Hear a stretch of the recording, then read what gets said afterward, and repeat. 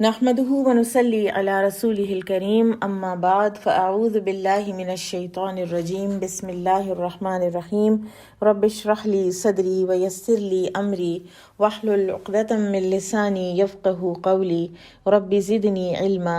اللهم فقهنا في الدين اللهم إني أسألك إيمانا لا يرتد ونعيما لا ينفد ومرافقة محمد صلى الله عليه وسلم في أعلى جنة الخلد اللهم إني أسألك علما نافعا وعملا متقبلا ورزقا طيبا آمین یا رب العالمین۔ اللہ سبحانہ و تعالیٰ کے اسماء و صفات کا جو علم ہے وہ افضل ترین علوم میں سے ہے، اور اس کے بارے میں بعض علماء نے یہاں تک کہا ہے کہ ہر چیز جو انسان کے ہاتھ نہ آئے یا آنے کے بعد اس کے ہاتھ سے نکل جائے تو اس کا کوئی نہ کوئی عوض، کوئی سبسٹیچیوٹ، کوئی بدلہ اس کو ضرور ملتا ہے، لیکن اگر اللہ کا دامن ہاتھ سے نکل جائے تو اس کا کوئی عوض نہیں ہے، اس کا کوئی سبسٹیچیوٹ نہیں ہے، اور وہ انسان ایک ایسی چیز کھو دیتا ہے کہ جو اس کا سب سے بڑا خسارہ بن جاتی ہے۔ اسی طرح سے کسی اور اسلاف میں سے کسی کا قول ہے کہ اہل دنیا کے مساکین جب دنیا سے روانہ ہوتے ہیں تو اس کی عمدہ ترین لذت سے نا آشنا ہوتے ہیں۔ آپ دیکھیں، ہم تو مسکین اس کو سمجھتے ہیں نا کہ جس کے پاس ایک دو لقمے کھانے کے ہیں اور اس کی ضروریات زندگی پوری نہیں ہوتی، لیکن در حقیقت مساکین کون ہیں؟ اہل دنیا کے، وہ جو اس دنیا کی سب سے عمدہ لذت سے تو ناآشنا رہ گئے۔ جب ان سے پوچھا گیا کہ وہ عمدہ ترین لذت کیا ہے تو انہوں نے کہا معرفت الہی اور اللہ کی محبت اور اس کے قرب سے انس اور اس کی ملاقات کا شوق۔ اللہ کی معرفت، اللہ کی محبت، اللہ کا قرب اور اللہ تعالیٰ سے ایک انس، اللہ تعالیٰ سے باتیں، اللہ تعالیٰ کا ایک موجودگی کا احساس، اور پھر اس کی ملاقات کا شوق۔ تو یہ سب چیزیں جب ہوں گی تو وہ انسان جو ہے وہ ایک اعلیٰ ترین لذت سے آشنا ہو جائے گا۔ اور اس معرفت کا راستہ کیا ہے؟ اس معرفت کو حاصل کیسے کیا جائے؟ تو یہ اللہ کے اسماء حسنیٰ کے ذریعے سے ہی حاصل ہوگا۔ جب انسان جو اسماء الحسنیٰ ہیں ان کے مفہوم کو اپنے ذہن میں حاضر رکھتا ہے اور ان کو اپنے دل میں جگہ دیتا ہے تو اس کے اثرات اس کے دل کی کیفیت پر پڑتے ہیں، اور پھر اس کے اثرات اس کے جوارح پر یعنی اس کے اعضاء پر پڑتے ہیں، اور اس کا ایکشن، اس کے اعمال اس معرفت کے مطابق ہوتے چلے جاتے ہیں، اور یہی اللہ تعالیٰ کی اطاعت ہوتی ہے۔ جو اللہ تعالیٰ کی اصل پہچان کے ذریعے سے آئے وہی اصل اطاعت ہے۔ نبی صلی اللہ علیہ وسلم نے فرمایا کہ من یرد اللہ بہ خیرا یفقہہ فی الدین، اللہ سبحانہ و تعالیٰ جس کے لیے بھلائی کا ارادہ رکھتے ہیں تو اس کو دین کی سمجھ عطا فرما دیتے ہیں، اور وہ دین کی سمجھ جس میں علماء نے اپنی جانیں کھپائیں، اتنی عرق ریزی کی، اس میں سب سے افضل اور سب سے عظیم جو علم ہے وہ اللہ سبحانہ و تعالیٰ کی معرفت کا اور اسماء و صفات کو جاننے کا علم ہے۔ ابن قیم رحمہ اللہ فرماتے ہیں کہ جس کا یہ ارادہ ہو کہ وہ اپنی عمارت کو سربلند بنائے تو وہ اس کی بنیاد کو مضبوط کرے اور اس کو پختہ کرے اور اس کی پختگی کا خاص اہتمام کرے، کیونکہ عمارت کی مضبوطی بنیاد کی پختگی کے مطابق ہوتی ہے۔ اعمال اور درجات ہماری عمارت ہیں اور ان کی بنیاد ہمارا ایمان باللہ ہے۔ جب ہم اللہ پر ایمان رکھتے ہیں تو پھر ہماری عمارت خوب مضبوط ہوتی ہے اور خوب پھلتی پھولتی ہے، خوب درجات بلند ہوتے ہیں، خوب اعمال کی توفیق ہوتی ہے۔ تو لہٰذا انسان اپنے دین کی بنیاد کو مضبوط بنائے اسماء و صفات الہی کے ذریعے سے، اور جتنی یہ بنیاد مضبوط ہوگی جو اعمال کی عمارت ہے وہ اتنی ہی قوت والی اور اتنی ہی پائیدار ہوگی اور اتنا ہی وہ گرنے سے محفوظ رہے گی۔ تو جو توحید کو پہچانتا ہے تو اس کا عزم اور ارادہ یہی ہوتا ہے کہ وہ اس بنیاد کو سب سے پہلے مضبوط کرے۔ امام ابن تیمیہ فرماتے ہیں کہ اللہ تعالیٰ کے اسماء و صفات اور افعال کا ذکر انسان کے دنیاوی جو لحاظ سے جتنے بھی معاملات ہیں، اس کا کھانا پینا، اس کا نکاح، ان سے بھی زیادہ دفعہ اللہ تعالیٰ نے قرآن میں اسماء و صفات کے حوالے سے کیا ہے، اور اسماء و صفات پر مشتمل آیات مبارکہ اللہ تعالیٰ کی تمام باقی ساری آیات سے زیادہ ہیں، حتیٰ کہ آخرت کا جو ایک اتنا اسٹرانگ عقیدہ ہے، اس سے بھی زیادہ جو ذکر ہے قرآن میں وہ اسماء و صفات کا ہے۔ قرآن مجید کی عظیم ترین آیت الکرسی ہے، اور وہ کس لیے اتنی عظیم ہے؟ کیونکہ اس میں اللہ تعالیٰ کے اسماء و صفات ہیں۔ ابھی ہم نے سورۃ الفاتحہ سنی، اس میں بھی کیا ہے؟ اس میں بھی اسماء و صفات ہیں۔ افضل ترین صورت تھی وہ، اس میں اسماء و صفات تھے۔ رسول اللہ صلی اللہ علیہ وسلم نے ایک مرتبہ ابی بن کعب رضی اللہ عنہ سے پوچھا تھا کہ قرآن کی عظیم ترین آیت کون سی ہے؟ یہ صحیح مسلم کی حدیث ہے۔ تو ابی بن کعب رضی اللہ عنہ نے عرض کی کہ آیت الکرسی۔ تو آپ صلی اللہ علیہ وسلم نے ان کا سینہ تھپ تھپاتے ہوئے فرمایا، اے ابو منذر، تمہیں علم مبارک ہو۔ تو یہ جس کو یہ پتہ چل گیا کہ یہ عظیم ترین آیت الکرسی ہے، تو ظاہر ہے کہ اس کو یہ پتہ چل گیا کہ کیوں عظیم ترین ہے، ورنہ تو اس سے زیادہ بڑی بڑی آخرت کی آیات اور ایسے ایسے پیغامات لیے ہوئے آیات ہیں، اور اس میں تو کوئی پیغام ہے ہی نہیں، اس میں صرف اور صرف معرفت الہی ہے۔ تو یہ عظیم ترین آیت کیوں بنی؟ کیونکہ اس میں اللہ سبحانہ و تعالیٰ کی معرفت ہے۔ اسی طرح سے سورۃ الفاتحہ کے حوالے سے اس کو افضل ترین سورت کہا جاتا ہے۔ میں تھوڑا مکس اپ کر گئی، پہلے آیت الکرسی کی بات کہہ گئی، پہلے مجھے سورۃ الفاتحہ کی کہنی چاہیے تھی، لیکن آپ اس کو اب سمجھ آئیے، پہلے آیت الکرسی اور اب سورۃ الفاتحہ کی جو بات ہے وہ یہ ہے کہ وہ بھی افضل ترین سورت ہے، اور اس میں بھی کیا ہے؟ جس کے بارے میں نبی صلی اللہ علیہ وسلم نے فرمایا تھا کہ نہ تو تورات میں، نہ انجیل میں، نہ ہی زبور میں، اور نہ ہی قرآن میں اس کی مثل کوئی صورت ہے۔ وَهِيَ السَّبْعُ الْمَثَانِي وَالْقُرْآنَ الْعَظِيمَ الَّذِي أُوتِيتُهُ، اور یہ وہ 7 آیات ہیں جو دہرائی جاتی ہیں، اور یہ قرآن عظیم ہے جو مجھے عطا کیا گیا ہے۔ اور اس کی عظمت بھی کس لیے ہے؟ کہ اس میں اللہ تعالیٰ کے نام ہیں، اللہ تعالیٰ کی صفات کا تذکرہ ہے، اللہ تعالیٰ کی الوہیت کا، ربوبیت کا، اس کی صفت رحمت کا تذکرہ ہے، تو اس لیے وہ سب سے زیادہ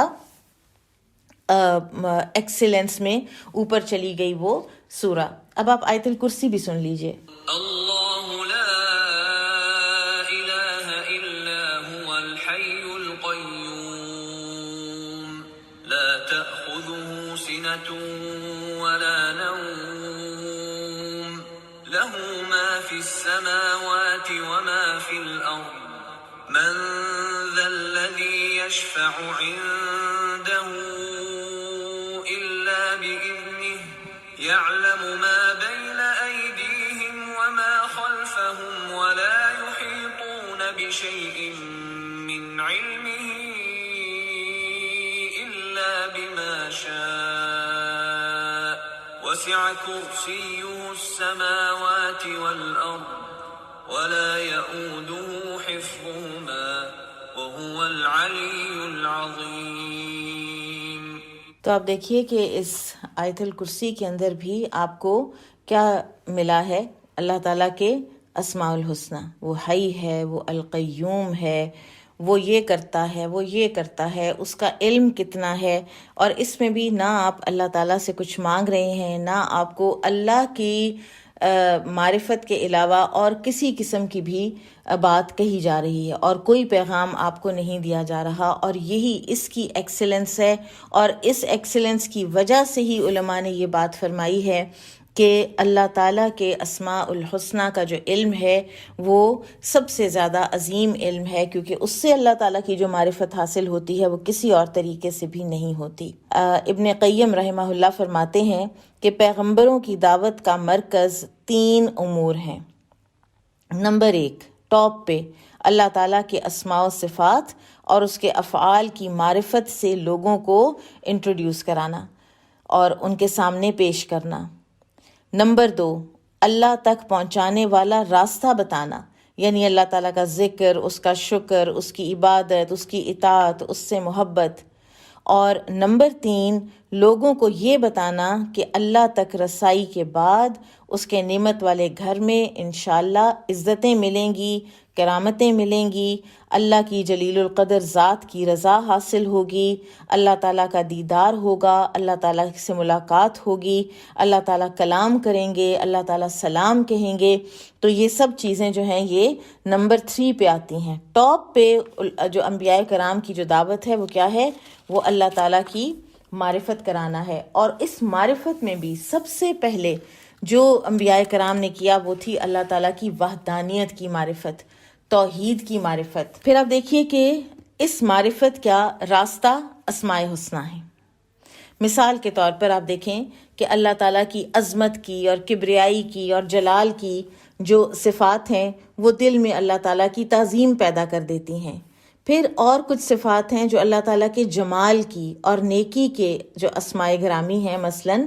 اللہ تعالیٰ محسن ہے، احسان کرتا ہے، رحیم ہے، اللہ تعالیٰ سخاوت کرتا ہے۔ تو یہ نام اللہ تعالیٰ کے ساتھ ایک محبت اور اللہ تعالیٰ کی حمد کرنے کا اور اللہ تعالیٰ کا شکر کرنے کا جذبہ انسان کے اندر پیدا کرتے ہیں۔ اسی طرح اللہ تعالیٰ کے حکیم اور علیم اور قادر، اللہ تعالیٰ کی قدرت والے جو اسماء الحسنی ہیں وہ دل کو اللہ تعالیٰ کے آگے جھکانے کا کام دیتے ہیں، انکساری پر مجبور کرتے ہیں، خشوع اور خضوع پر آمادہ کرتے ہیں۔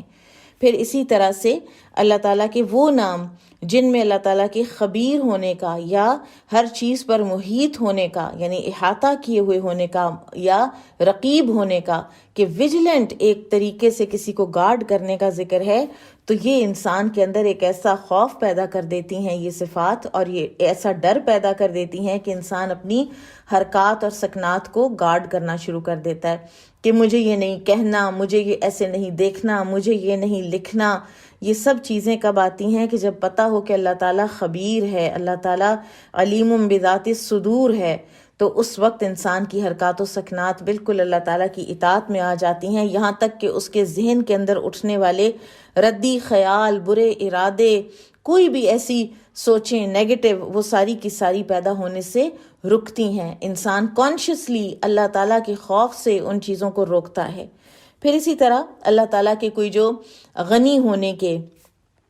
جو اسماء کرام ہیں تو ان میں انسان کو اپنی حیثیت پتہ چلتی ہے کہ ہم محتاج اور فقیر ہیں اور اس کے سامنے بے بس ہیں۔ تو لہٰذا انسان جب ان ناموں کے ذریعے سے اللہ تعالیٰ کی معرفت حاصل کر چکتا ہے تو اس کا نتیجہ یہ نکلتا ہے کہ وہ ہر دم اللہ سبحانہ و تعالیٰ کی طرف متوجہ رہتا ہے۔ اللہ سبحانہ و تعالیٰ کی معرفت کی 2 قسمیں ہیں۔ ایک ہے معرفت اقرار،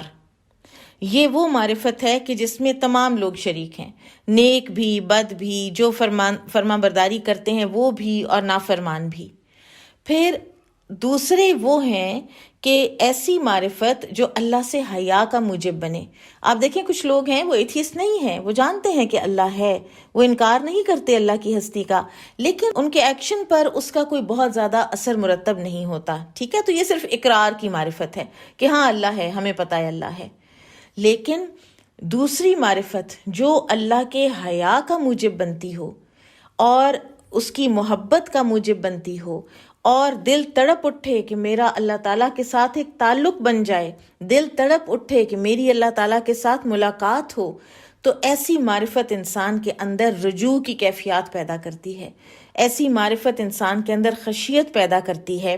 اور اللہ تعالیٰ کے انس کا سبب بنتی ہے، اور انسان مخلوق کو چھوڑ کر اللہ تعالیٰ کی طرف متوجہ ہو جاتا ہے۔ یہ بہت امپورٹنٹ بات ہے کہ انسان مخلوق کو چھوڑے اور اللہ تعالیٰ کی طرف متوجہ ہو جائے۔ مخلوق کو چھوڑنے سے کیا مراد ہے؟ کہ کیا ان کے حقوق العباد ادا کرنا چھوڑ دے؟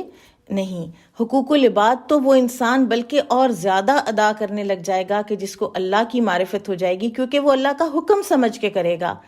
بندوں کو چھوڑنے کا یا مخلوق کو چھوڑنے کا معنی یہ ہے کہ جب مخلوق گناہ پر اکسائے، جب کسی انسان کی محبت یا کسی انسان کی موجودگی یا کسی انسان کی اکساہٹ آپ کو گناہ کی طرف لے جائے، تو اس وقت انسان اس چیز کو اوائڈ کرے۔ اور یہ کب ہوگا؟ جب انسان کو اللہ تعالیٰ کی معرفت جیسے جیسے بڑھتی چلی جائے گی، اتنا اتنا انسان مخلوق کے روب اور او میں سے نکل کے تو اللہ سبحانہ و تعالیٰ کے روب اور او کے اندر آ جائے گا۔ پھر یہ جو علم ہے اس کی بڑی فضیلت ہے، اور کچھ اہم اس کے فضائل جو ہیں ان کا بھی ہم تذکرہ کر لیتے ہیں۔ نمبر 1، یہ علم جیسا کہ بھی ہم نے پہلے بھی ذکر کیا کہ یہ تمام علوم سے اشرف، افضل اور اعلیٰ ہے، اور کسی علم کی فضیلت تبھی پتہ چلتی ہے نا کہ اس کے بارے میں بتایا کتنا گیا ہے یا اس کے بارے میں ایفرٹ کتنی کی گئی ہے۔ تو آپ دیکھیں کہ کتاب و سنت میں، قرآن و سنت میں اسماء و صفات کے علم سے بڑھ کر کوئی علم نہ تو اشرف ہے اور نہ ہی افضل۔ لہٰذا اس علم میں مصروف رہنا اور اس کو پڑھنا، اس کو پڑھانا، اس کے فہم کی طرف اپنی توجہ لانا، اس کے فہم کی طرف دوسروں کی توجہ مبذول کرنا، یہ سب بہت ہی سعادت کے کام ہیں۔ تو اللہ سبحانہ و تعالیٰ سے دعا ہے کہ وہ ہمیں بھی اس سعادت کا کچھ حصہ دے دے۔ دوسرے اس کے فضائل میں سے کہ انسان کا تعلق باللہ بہت مضبوط ہو جائے گا، اور شریعت کے سامنے وہ اپنا سر ایسے جھکا دے گا کہ جیسے ایک فلیکسیبل کوئی پودا ہوتا ہے تو ہوا اس کو ایک سائڈ پہ کرے تو وہ ایک سائڈ پہ ہو جاتا ہے، دوسری سائڈ پہ کرے تو وہ دوسری سائڈ پہ ہو جاتا ہے۔ تو وہ شریعت کے احکامات کو ماننے کے لیے اتنی ہی آمادگی اپنے دل میں پائے گا اور اس کے اوامر و نواہی کے تقاضے پورے کرتا چلا جائے گا۔ تیسری فضیلت اسماء و صفات کے علم کی کہ اللہ تعالیٰ اپنے اسماء و صفات کو پسند کرتا ہے اور اپنی مخلوق میں ان اوصاف کو دیکھنا بھی چاہتا ہے، اور جتنا آپ کو پتہ ہوگا کہ اللہ سبحانہ و تعالیٰ کن کن صفات سے متصف ہیں، اتنی ہی آپ کو جب معرفت آئے گی تو آپ کے اندر بھی لا محالہ وہ کیفیات ایک ناقص درجے کی پوری ہونی شروع ہو جائیں گی۔ فار ایگزامپل، اللہ سبحانہ و تعالیٰ جمیل ہے، وہ جمال کو پسند کرتا ہے، وہ علیم ہے، وہ علماء کو پسند کرتا ہے، وہ سخی ہے، سخاوت کرنے والوں کو پسند کرتا ہے، وہ قوی ہے، طاقتور ہے، تو وہ قوی مومن کو ضعیف مومن کی بنسبت زیادہ پسند کرتا ہے، وہ حیی ہے، ایک تو حی ہوتا ہے نا، ایک حیی ہے یعنی با حیا ہے، تو وہ با حیا لوگوں کو پسند کرتا ہے، وہ تواب ہے، وہ توبہ قبول کرنے والا ہے، وہ تائب ہونے والوں کو پسند کرتا ہے، وہ شکور ہے، قدردان ہے، شاکرین کو پسند کرتا ہے، شکر کرنے والوں کو پسند کرتا ہے، وہ سچا ہے، صادق ہے، وہ سچوں کو پسند کرتا ہے، وہ محسن ہے، احسان کرنے والا ہے تو احسان کرنے والوں کو پسند کرتا ہے، وہ رحیم ہے، رحم کرنے والا ہے، رحم کرنے والوں کو پسند کرتا ہے، اور اپنے بندوں میں سے صرف ان پر رحم کرتا ہے جو رحماء ہیں، جو رحم دل ہیں۔ پھر اسی طرح سے اللہ تعالیٰ ستیر ہے، خوب پردہ پوشی کرتا ہے دوسروں کے گناہوں کی، اور اس بندے کو پسند کرتا ہے کہ جو لوگوں کے عیبوں کی پردہ پوشی کرتے ہیں۔ وہ عفو ہے، معاف کرنے والا، درگزر کرنے والا، اور ان بندوں کو پسند کرتا ہے جو درگزر کرتے ہیں۔ وہ بر ہے یعنی سراسر نیکی، اور وہ نیکی کو پسند کرتا ہے۔ وہ عدل ہے، وہ عدل کرنے والوں کو پسند کرتا ہے، اور سو آن اینڈ سو فورتھ۔ اللہ سبحانہ و تعالیٰ بندوں کے اندر ان صفات کے ہونے یا نہ ہونے کے اعتبار سے انہیں جزا سزا دے گا۔ یہ صفات ہوں گی تو ریوارڈ ملے گا، جزائیں ملیں گی، اور یہ صفات نہیں ہوں گی تو انسان سزاوار بھی ہو سکتا ہے، اور جتنے نام ہیں اتنی ہی اس کے اندر اس ساری بات میں وسعت ہے۔ چوتھی فضیلت اسماء و صفات کے علم کی کہ اللہ سبحانہ و تعالیٰ نے تمام مخلوق کو پیدا فرما کر اللہ تعالیٰ ہمیں عدم سے وجود میں لایا، یعنی ہم کچھ بھی نہیں تھے اور پھر اللہ تعالیٰ ہمیں وجود میں لے کر آیا، اور پھر آسمان و زمین کی ہر چیز کو ہمارے تابع کر دیا، اور یہ سب کچھ کس لیے کیا؟ تاکہ ہم اپنے خالق کو پہچانیں اور اس کی عبادت کریں، جیسا کہ اللہ سبحانہ و تعالیٰ کا فرمان ہے، اللہ الذی خلق سبع سماوات ومن الارض مثلہن یتنزل الامر بینہن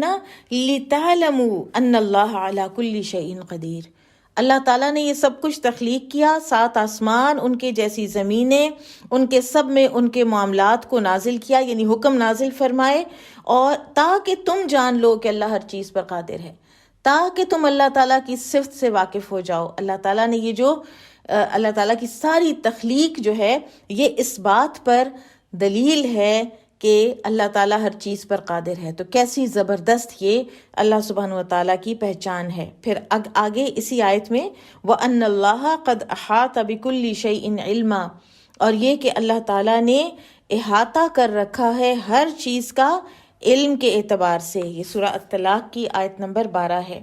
پھر اسی طرح سے اللہ سبحانہ و تعالیٰ نے فرمایا وَمَا خَلَقْتُ الْجِنَّ وَالْإِنسَ إِلَّا لِيَعْبُدُونَ، میں نے نہیں تخلیق کیا جنوں اور انسانوں کو مگر یہ کہ وہ میری عبادت کریں، میری بندگی کریں۔ ما ارید منہم من رزق، میں ان سے کوئی رزق نہیں چاہتا۔ وما ارید ان یطعمون، اور نہ ہی میں یہ چاہتا ہوں کہ وہ مجھے کچھ کھلائیں۔ ان اللہ هو الرزاق ذو القوة المتین۔ آپ دیکھیے پیچھے اللہ تعالیٰ نے اپنی تخلیق کا ایک اور جہت بتا کر کہ انسان کی تخلیق ہوئی ہے اللہ تعالیٰ نے اور کس مقصد کے لیے کی، اور پھر اللہ تعالیٰ نے اپنی کون سی صفات بتائیں؟ الرزاق ذو القوة المتین، کہ اس کے اوپر غور کرو، کہ اللہ سبحانہ و تعالیٰ کی ان صفات کے اوپر غور کرو۔ لہٰذا بندے کا اللہ تعالیٰ کے اسماء و صفات کی معرفت میں مشغول ہو جانا ایک ایسا مشغلہ ہے جو اس کے مقصد تخلیق میں شامل ہے۔ ہم آئے ہی اس لیے ہیں، اور اس کو ترک کر دینا اپنے مقصد تخلیق کو کھو دینے کے برابر ہے۔ ہم اپنے مقصد تخلیق کو بھول جاتے ہیں، ہم لاسٹ ہو جاتے ہیں اگر ہمیں یہ یاد ہی نہیں کہ ہم اس دنیا میں آئے ہی کیوں تھے۔ 5ویں فضیلت کہ ارکان اسلام میں سے ایک، بلکہ جو سارے ارکان ہیں ان میں سب سے افضل ترین اور جلیل القدر رکن ایمان باللہ ہے، اللہ پر ایمان لانا۔ اور یہ مکمل نہیں ہوتا صرف آمنت باللہ کہنے سے، بلکہ حقیقی یہ ایمان اس وقت آتا ہے کہ جب پوری معرفت اسماء و صفات ہو جائے،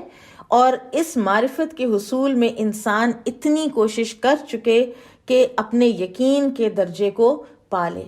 تو ایک بندے کا ایمان اللہ کی معرفت کے بقدر ہی ہوتا ہے، جتنی آپ کو معرفت ہوگی اتنا ہی آپ کو اللہ تعالیٰ پر ایمان ہوگا۔ اور اگر انسان یہ معرفت حاصل نہ کرے تو پھر کیا ہوگا؟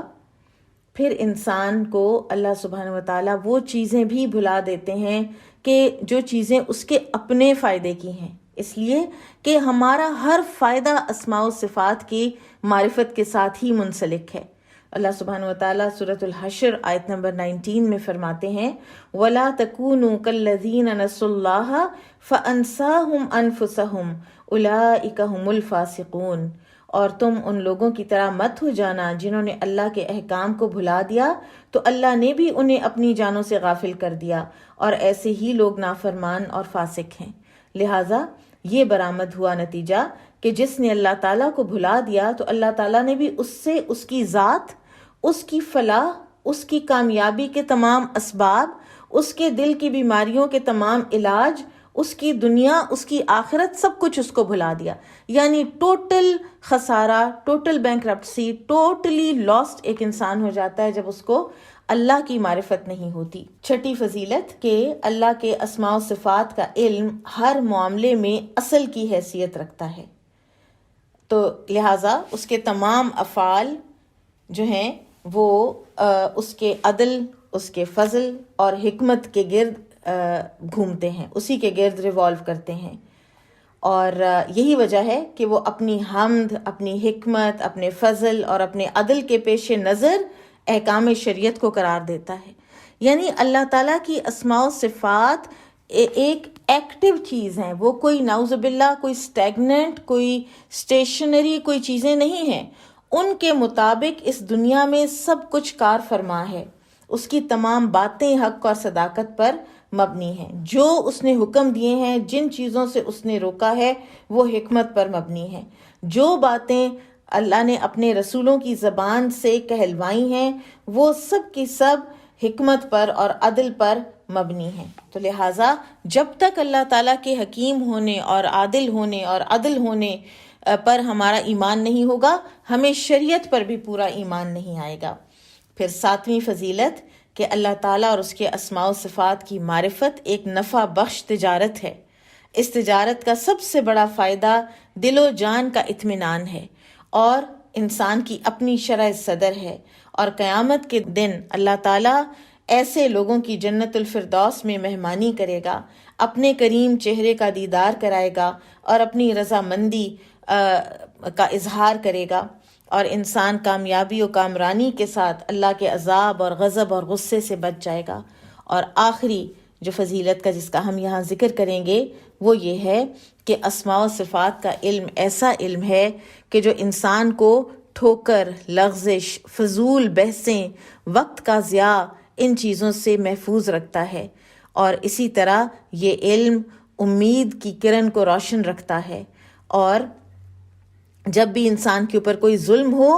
تو یہ معرفت الہی جو ہے یہ اس کے لیے معاون ثابت ہوتی ہے۔ انسان کے اوپر سستی و کاہلی آئے تو یہی معرفت الہی اس کی کاہلی کو دور کرتی ہے اور اللہ تعالیٰ کی اطاعت کی رغبت دلاتی ہے، گناہ اور معصیت سے نفرت اور خوف دلاتی ہے، مصائب و آلام کے ہجوم میں تسلی ملتی ہے انسان کو، اور شیطان کی شرارتوں کے مقابلے میں یہ علم ڈھال بن جاتا ہے، آپس میں محبت اور مودت کے بیج بو دیتا ہے، اور انسان کے اندر انفاق فی سبیل اللہ اور احسان کرنے کی اور سخاوت کرنے کی صفات کی رغبت دلاتا ہے۔